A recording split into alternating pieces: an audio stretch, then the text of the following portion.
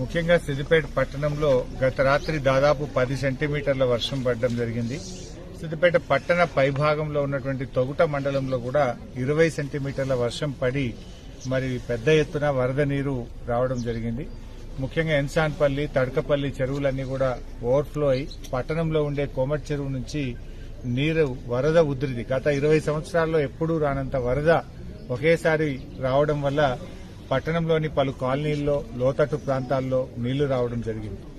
So ఈ నీళ్లను తొలగించడం కోసం కింద ఉండేటువంటి నర్సాపూర్ చెరువు యొక్క మత్తడిని దాదాపు 1 మీటర్ పాటు తొలగించడి నీటిని మరి అటు శనిగరం చెరువు వైపు ఇటు మందపల్లి వాగు వైపు మళ్లించడి మరి నీళ్లను తొలగించగలిగాం.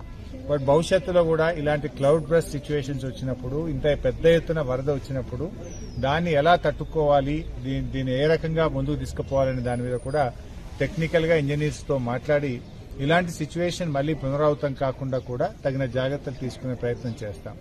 బట్ ప్రజల సహకారం కూడా కావాలి. ప్రజలు కూడా చాలా మంది నాలాలను కబ్జాలు చేయడము, అప్పుడు కబ్జా చేసినప్పుడు ఎవరైనా ఆపితే వాళ్ళ మీద మీరు మమ్మల్ని ఆపుతారా అని చెప్పి బద్నాం చేయడం, ఇలాంటి పరిస్థితి వచ్చినప్పుడు అదే ప్రజలు నీళ్లు వచ్చినాయి ఎలా అని చెప్పి ప్రశ్నిస్తూ ఉంటారు. ఇక్కడ మనం అర్థం చేసుకోవాల్సింది ఏంటంటే నాలాలను కబ్జా చేయడం ద్వారా, లోతట్టు ప్రాంతాలని మనం ఇళ్లు కట్టడం ద్వారా, ముఖ్యంగా సెట్ బ్యాకులు లేకుండా మనం ఒక 6 ఫీట్ల వెనుకకి జరగాలన్నా 6 ఫీట్లు ముంగటికి వచ్చి కడుతున్నాం. సెట్ బ్యాక్ లేనప్పుడు ఏమైతుంది, మురికి కాలువల నిర్మాణం కూడా జరుగుతలేదు. వర్షపు నీరంతా కూడా రోడ్ల మీదకి వచ్చి ఇలాంటి ఇబ్బందికరమైన పరిస్థితులు వస్తా ఉన్నాయి. తప్పకుండా ప్రజల సహకారం ఉంటే మనము ఇలాంటి పరిస్థితులు ముఖ్యంగా లోతట్టు ప్రాంతాల్లో ఉండే ప్రజలు బాగా ఆలోచించాలి. మనకు కొంచెం ధర తక్కువ ఉన్నదని లోతట్టు ప్రాంతాల్లో మనం కొనుక్కుంటూ ఉంటాం. కానీ వర్షము న్యాచురల్ గా కోర్స్ ఎలా ఉంటుంది, ఎటు లో లెవెల్ ఉంటే అటువైపే వర్షపు నీరు వస్తూ ఉంటుంది. సెట్ బ్యాక్స్ మీరు కోఆపరేట్ చేయగలిగితే, సెట్ బ్యాక్స్ ఇవ్వగలిగితే మనం వరద కాలువలను, వర్షపు నీరు బయటకు పంపడానికి పెద్ద ఎత్తున వరద కాలువలు నిర్మించి బయటకు పంపగలుగుతాం. గతంలో మనం కోమటి చెరువు నుంచి నర్సాపూర్ చెరువుకు మనం మంచి డ్రైనేజ్ సిస్టమ్ ను బిల్డ్ చేసినాం. దాదాపు గత 20 ఏళ్లుగా ఎప్పుడు కూడా మనకు ఇబ్బంది రాలేదు. బట్ ఈసారి క్లౌడ్ బ్రస్ట్ సిచ్యువేషన్ 20 సెంటీమీటర్ల వర్షం ఒకేసారి రావడంతో మరి బాగా వరద వచ్చినప్పుడు దాని నుంచి పొంగి ప్రవహించినటువంటి పరిస్థితి వచ్చింది.